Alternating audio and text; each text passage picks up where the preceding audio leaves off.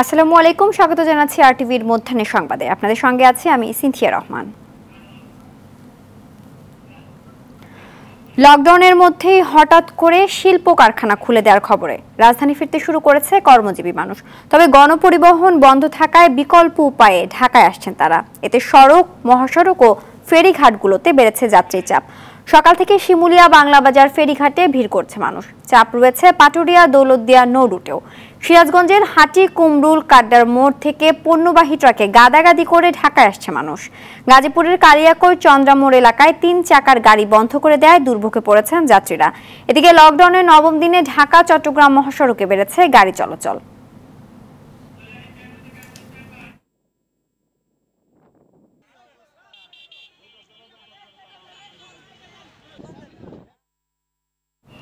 এ বিষয়ে বিস্তারিত জানাতে গাজীপুরের চন্দ্রা থেকে সরাসরি যোগ দিচ্ছেন সহকর্মী HM সৌরভ।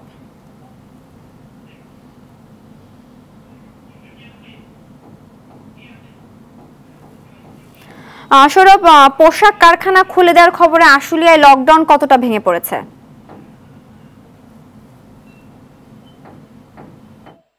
জি, যেমনটি বলছিলেন, আমি এই মুহূর্তে রয়েছি ঢাকা টাঙ্গাইল মহাসড়কের চন্দ্রা ৩ নম্বর এলাকায়। কাল থেকে কিন্তু এই শিল্পাধ্যুষিত যে অঞ্চল, এই অঞ্চলে কিন্তু শিল্প কারখানা খুলে দেওয়া হয়েছে। আর সেই থেকে কিন্তু এই অঞ্চলগুলোতে মানুষ আসতে শুরু করেছে। যারা ঈদের মধ্যে বাড়ি ফিরেছিলেন তারা কিন্তু এই অঞ্চলগুলোতে ফিরতে শুরু করেছে। আমি যদি একটু দেখাতে চাই, এখানে গণপরিবহন না থাকায় মানুষ কিন্তু পিকআপ, কাভার্ড ভ্যান কিংবা অটো রিক্সা এমনকি পায়ে হেঁটেও এখানে এসে পৌঁছানোর চেষ্টা করছে। তারা বলছেন তাদের চাকরি বাঁচাতে এবং কর্মস্থলে যোগদান করতে তারা যেভাবে পারছেন তারা কিন্তু এখানে আসতে শুরু করেছেন। এখানে কিন্তু ইতিমধ্যে জনস্রোতের পরিণত হয়েছে। আমরা দেখতে পাচ্ছি এখানে গাদাগাদি করে স্বাস্থ্যবিধি না মেনে অনেক সাধারণ জনতা এবং যাত্রী তারা কিন্তু আসছেন। আইন শৃঙ্খলা বাহিনী মাঠে রয়েছে, কিন্তু জনসমুদ্রের কাছে আইন শৃঙ্খলা বাহিনীর তৎপরতা তেমনটি দেখা যাচ্ছে না। তো চন্দ্রা ৩ নম্বর এলাকা থেকে এই ছিল আমার কাছে সর্বশেষ তথ্য।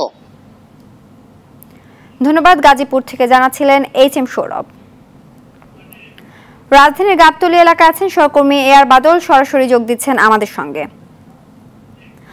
বাদল, কাল থেকে শিল্প কারখানা খুলছে, আর রাজধানীর অন্যতম প্রবেশমুখ গাবতলী দিয়ে ঢাকামুখী মানুষের চাপ কেমন দেখছেন? সিনথিয়া, ঢাকামুখী মানুষের চাপ রয়েছে মোটামুটি বলা চলে যে যেরকম মানুষ বেরিয়ে যাচ্ছেন ঢাকা পাস করে, ঠিক একইভাবে মানুষ ঢাকায় প্রবেশ করছেন। কারণ যেটি বলছিলেন যে কাল থেকেই আসলে সরকার শিল্প কারখানা খুলে দেওয়ার ঘোষণা দিয়েছে, যে কারণে আসলে মানুষের এই ঢল। যেসব মানুষ আপনি দেখতে পাচ্ছেন যে যারা গাবতলীর এই ব্রিজটি পাস করে যাচ্ছেন, তারা আসলে সাভার, আশুলিয়া বিভিন্ন গন্তব্যে যেসব গার্মেন্টস আছে সেই সব গার্মেন্টসে তারা যাচ্ছেন কাজের জন্য। তারা মূলত কুমিল্লা, নোয়াখালী বিভিন্ন জায়গা থেকে, তারা নারায়ণগঞ্জ বিভিন্ন জায়গা থেকে তারা যাচ্ছেন। আমি কয়েকজনকে জিজ্ঞাসা করেছিলাম, তারা বলছেন যে তাদেরকে কারখানা থেকে বলে দেওয়া হয়েছে যে তাদের কাজে যোগ দিতে হবে, যে যদি যোগ না দেয় সেক্ষেত্রে তাদের চাকরি থাকবে না।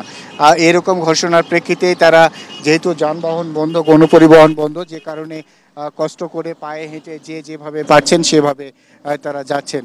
আপনি দেখতে পাচ্ছেন যে পুলিশের চেকপোস্ট রয়েছে, কিন্তু পায়ে হাঁটা মানুষের ক্ষেত্রে এই চেকপোস্ট কাজে দিচ্ছে না। কারণ তারাও জানে যে যেহেতু কাল থেকে সরকার ঘোষণা দিয়েছে যারা বিভিন্ন গার্মেন্টসে কাজ করে বা বিভিন্ন শিল্প প্রতিষ্ঠানে কাজ করে তাদেরকে আসলে কর্মস্থলে যেতে হবে, যে কারণে এই যারা পায়ে হাঁটা মানুষ তাদেরকে তেমন একটা বাধা দিচ্ছেন না পুলিশ। তবে যেসব যানবাহন রয়েছে সেসব যানবাহনে তারা জবাবদিহিতার আওতায় নিয়ে আসছেন এবং অকারণে বের হলে তাদেরকে শাস্তির মুখে ফেলছেন। তো বলা চলে যে লকডাউন পরিস্থিতির মধ্যে শিল্প কারখানা খুলে দেওয়ার ঘোষণায় লকডাউন একরকম ভেঙে পড়েছে বলা চলে এবং মানুষের যাতায়াত অনেকটাই বেড়েছে। তো এই ছিল আমার কাছে গাবতলী থেকে সর্বশেষ খবর। সিনথিয়া, ধন্যবাদ বাদল। গাবতলী থেকে জানাচ্ছিলেন AR বাদল। কঠোর বিধিনিষেধেও কমছে না করোনা সংক্রমণ। জেলার হাসপাতালগুলোতে রোগীর চাপে হিমশিম অবস্থা। অনেক হাসপাতালে যথাসময়ে চিকিৎসক না আসায় সেবা পাচ্ছে না রোগীরা। 24 ঘন্টায় বিভিন্ন জেলায় করোনা ও উপসর্গ নিয়ে 66 জন মারা গেছেন। কুমিল্লায় একদিনে 716 জনের করোনা শনাক্ত হয়েছে। এই জেলায় মারা গেছে 12 জন। চট্টগ্রামে নতুন করে 742 জনের দেহে করোনা শনাক্ত হয়েছে। চুয়াডাঙ্গায় মারা গেছে 7 জন। রাজশাহী মেডিকেলে 13 জনের মৃত্যু হয়েছে। ময়মনসিংহ মেডিকেল কলেজ হাসপাতালে নতুন করে 16 জন মারা গেছে। মেহেরপুরে উপসর্গ থাকলেও পরীক্ষা করতে পারছে না মানুষ। এতে সংক্রমণ ছড়িয়ে পড়ার ঝুঁকি বাড়ছে।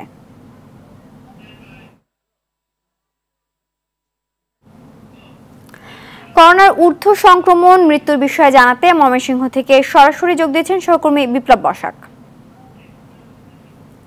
বিপ্লব, হাসপাতালে করোনা রোগীরা ঠিকমতো স্বাস্থ্য সেবা পাচ্ছে কিনা জানাবেন। সিনথিয়া, ময়মনসিংহে কিন্তু কিছুতেই থামছে না করোনার মৃত্যুর সংখ্যা। গত 24 ঘন্টায় কিন্তু ময়মনসিংহ মেডিকেল কলেজ হাসপাতালে করোনা এবং উপসর্গ নিয়ে কিন্তু 16 জনের মৃত্যু হয়েছে। এই 16 জনের মধ্যে কিন্তু করোনা আক্রান্তে মারা গেছেন 8 জন এবং উপসর্গ নিয়ে মারা গেছেন 8 জন। এবং এই 16 জনের মধ্যে কিন্তু 10 জনই ময়মনসিংহ জেলার। সিনথিয়া, আমি যদি স্বাধীন হিসেবে বলি তাহলে ময়মনসিংহ মেডিকেল কলেজ হাসপাতালে কিন্তু করোনা এবং উপসর্গ নিয়ে 7 দিনে 121 জন মারা যায়। আর এক মাসে কিন্তু করোনা এবং উপসর্গ নিয়ে মারা যায় 461 জন। হাসপাতাল কর্তৃপক্ষ যেটি জানিয়েছেন যে করোনা কিন্তু চাপ বাড়ছে, করোনা রোগীদের চাপ কিন্তু হাসপাতালে বেড়েই চলছে। এর কারণ হলো এই হাসপাতালে কিন্তু ময়মনসিংহ বিভাগ ছাড়াও কিশোরগঞ্জ, টাঙ্গাইল, গাজীপুর, সুনামগঞ্জ এমনকি কুড়িগ্রাম থেকেও কিন্তু রোগী ভর্তি হচ্ছে এই হাসপাতালে। এবং যারা আসছেন তারা কিন্তু প্রাথমিক অবস্থায় চিকিৎসা নেনই না এবং মুমূর্ষু অবস্থায় কিন্তু এই করোনা ওয়ার্ডে ভর্তি হচ্ছেন, যার কারণে কিন্তু তাদের চিকিৎসা দিতে পারছে না। অক্সিজেন দিয়েও কিন্তু তাদের কাজ হচ্ছে না। সিনথিয়া, ধন্যবাদ। ময়মনসিংহ থেকে জানাচ্ছিলেন বিপ্লব বসাক। সারা দেশের মতো রাজধানীর হাসপাতালগুলোতে বাড়ছে করোনা আক্রান্ত রোগীর সংখ্যা। দেশের বিভিন্ন জেলা থেকে হাসপাতালে একের পর এক করোনা উপসর্গ নিয়ে রোগী আসছে। বেশিরভাগ রোগী আইসিইউ ও অক্সিজেন প্রয়োজনীয়তা রয়েছে। রাজধানীর মহাখালীর ডিএনসিসির ডেডিকেটেড হাসপাতালগুলো রয়েছে আইসিইউ সংকট। আইসিইউ খালি না পেয়ে অনেককে ফিরে যেতে হচ্ছে। 212টির আইসিইউর মধ্যে খালি নেই একটিও।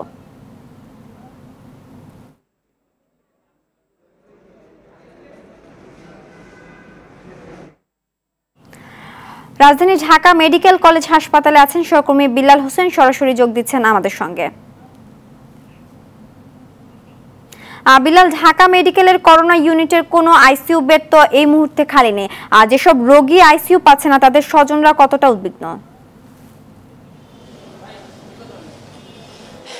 সিনথিয়া, আমি এই মুহূর্তে যে ঢাকা মেডিকেলের পরিস্থিতিটা যদি আপনাকে আমি একটু বলতে চাই, আপনাকে যে দেখে রাখি যে এইখানে যে একজন খুব মনুষ্য অবস্থায় একজন রোগীকে নিয়ে আছে, তার আসলে এখানে আইসিইউ সাপোর্টের প্রয়োজন। অনেকক্ষণ প্রায় তারা 2 ঘন্টা যাবত এখানে অপেক্ষা করেছেন তাদেরকে ভর্তি করানোর জন্য। আপনি যে ঢাকা মেডিকেলে কোভিড 20টি আইসিইউ আছে, তার মধ্যে একটি আইসিইউ কিন্তু খালি নেই। আমরা সকাল থেকে Dhaka medical, DNCC, Covid dedicated hospital সব জায়গায় আমরা ঘুরে যে জিনিসটি দেখতে পেরেছি যে স্বজনরা একের পর এক আসছেন, তারা আইসিইউ না পেয়ে হতাশ হয়ে চলে যাচ্ছেন। মোটকথা বলতে গেলে যে এই কি একটা হৃদয় বিদারক একটা পরিস্থিতি এখানকার তৈরি হয়েছে যে একের পর এক যে রুগী আসছেন, কিন্তু রুগীর স্বজনদের একটি অভিযোগ, তারা আসার পরে যে এখানকার যে কাঙ্ক্ষিত একটি সেবা সেটি আসলে তারা পাচ্ছেন না। তবে হসপিটাল কর্তৃপক্ষ যেটি বলছে যে রুগীর আইসিইউ সংকট, রুগীর এতটা চাপ থাকার কারণে তাদেরকে আসলে সেই সেবাটি দিতে খুবই হিমশিম খেতে হচ্ছে। আমরা ঢাকা মেডিকেলের যে সর্বশেষ পরিস্থিতি যদি বলতে চাই যে এখানে একের পর এক হচ্ছে বিভিন্ন জায়গা থেকে রুগীরা আসছেন। বেশিরভাগ রুগী হচ্ছে যে অক্সিজেন এবং আইসিইউ সাপোর্টের প্রয়োজন, আর সেই সেবাটুকু আসলে ঢাকা মেডিকেল এখন পর্যন্ত দিতে পারছে না, কারণ তাদের এখানে আইসিইউ সংকট রয়েছে। আমি আরেকটা তথ্য দিয়ে রেখে আপনাকে, যে আগুনে যে একটি আইসিইউ ইউনিট পুড়ে গিয়েছিল, সেই 10টি আইসিইউ এটি উদ্বোধন হলো, এখনও সেই আইসিইউর কার্যক্রম এখনও শুরু হয়নি। তো বলতে গেলে এই ছিল ঢাকা মেডিকেল থেকে আমার কাছে সর্বশেষ। ধন্যবাদ। ঢাকা মেডিকেল কলেজ হাসপাতাল থেকে জানাচ্ছিলেন বিল্লাল হোসেন। প্রতি শনিবার সকাল 10টায় 10 মিনিট নিজ নিজ বাসাবাড়ি করিয়ে পরিষ্কার প্রতিপাদ্যকে সামনে রেখে নিজ বাড়ি পরিষ্কার করার মাধ্যমে এডিস মশা নিধনের কার্যক্রম আনুষ্ঠানিকভাবে উদ্বোধন করেছেন উত্তর সিটির মেয়র আতিকুল ইসলাম। এ বিষয়ে বাংলাদেশ ক্লাবে আয়োজিত সংবাদ সম্মেলনে মেয়র বলেন, এখন থেকে নির্মাণাধীন ভবনে এডিসের লার্ভা পাওয়া গেলেই সাথে সাথে জেল জরিমানা দেওয়া হবে। তিনি বলেন, বাসার আশেপাশের কোনো বাড়িতে এডিসের লার্ভা আছে এমন স্থানের ছবি দিয়ে সহায়তা করলে পুরস্কৃত করা হবে।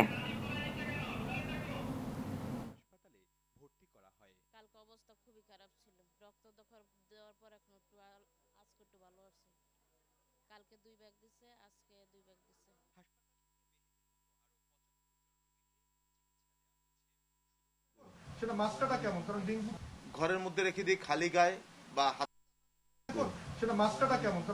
যেসব কনস্ট্রাকশন বিল্ডিং আমরা পাবো এই এডিস মশার লার্ভা, সেই সব কনস্ট্রাকশন বিল্ডিং এর প্রতি আমি অনুরোধ করব, আমি রিহাবকে অনুরোধ করব, যারা বিল্ডিং করছেন তাদেরকে অনুরোধ করব, ল্যান্ড ডেভেলপমেন্ট যারা করছেন তাদেরকে অনুরোধ করব, আপনারা এগিয়ে আসুন। আপনারা শহ বিঘার মধ্যে আপনারা ল্যান্ড ডেভেলপ করছেন, আপনারা ওখানে একটু কেরোসিন ছিটিয়ে দিন না। আলোচিত শেফুদার সঙ্গে লেনদেনের পাশাপাশি নিজের প্রচারে সংঘবদ্ধ চক্র পুষতেন আওয়ামী লীগ থেকে বহিষ্কৃত আটক হেলেনা জাহাঙ্গীর। শুক্রবার উত্তরা র্যাব হেডকোয়ার্টারের সংবাদ সম্মেলনে সংস্থার আইন ও গণমাধ্যম শাখার পরিচালক খন্দকার আল মঈন এসব তথ্য জানান। এদিকে ডিজিটাল নিরাপত্তা আইনের মামলায় তাকে 3 দিনের রিমান্ডে নেওয়া হয়েছে। এছাড়া গেল রাত 12টায় রাজধানীর পল্লবী থানায় র্যাব বাদী হয়ে তার বিরুদ্ধে আরও একটি মামলা করেছে। বাংলাদেশ টেলিযোগাযোগ নিয়ন্ত্রণ আইনের 35, 55 ও 73 ধারায় মামলাটি করা হয়। দর্শক, করোনা ভাইরাস নিয়ে আতঙ্কিত হবেন না, সতর্ক হন, নিজে পরিচ্ছন্ন থাকুন, মাস্ক পরুন, অন্যকে সচেতন করুন। এই সংকট মুহূর্তে প্রয়োজনীয় সব তথ্য নিয়ে আপনাদের পাশে আছে আরটিভি। মধ্যাহ্নের সংবাদ এ পর্যন্তই। আরটিভির সবশেষ সংবাদ জানতে যে কোনো মোবাইল ফোন থেকে 24141 নম্বরে ডায়াল করুন। আর মোবাইল ফোনে সংবাদ দেখতে অ্যাপ স্টোর, গুগল প্লে বা উইন্ডোজ স্টোর থেকে ডাউনলোড করুন আরটিভি অ্যাপস। এছাড়া তাৎক্ষণিক ও বিনোদন সংবাদ জানতে বিশ্বের যে কোনো প্রান্ত থেকে ভিজিট করুন rtvonline.com, facebook.com/rtvonline ও youtube.com/rtvdigitals। এখন থেকে আরটিভির সব বিনোদনমূলক অনুষ্ঠান দেখতে পারবেন আরটিভি প্লাসে। ধন্যবাদ সবাইকে।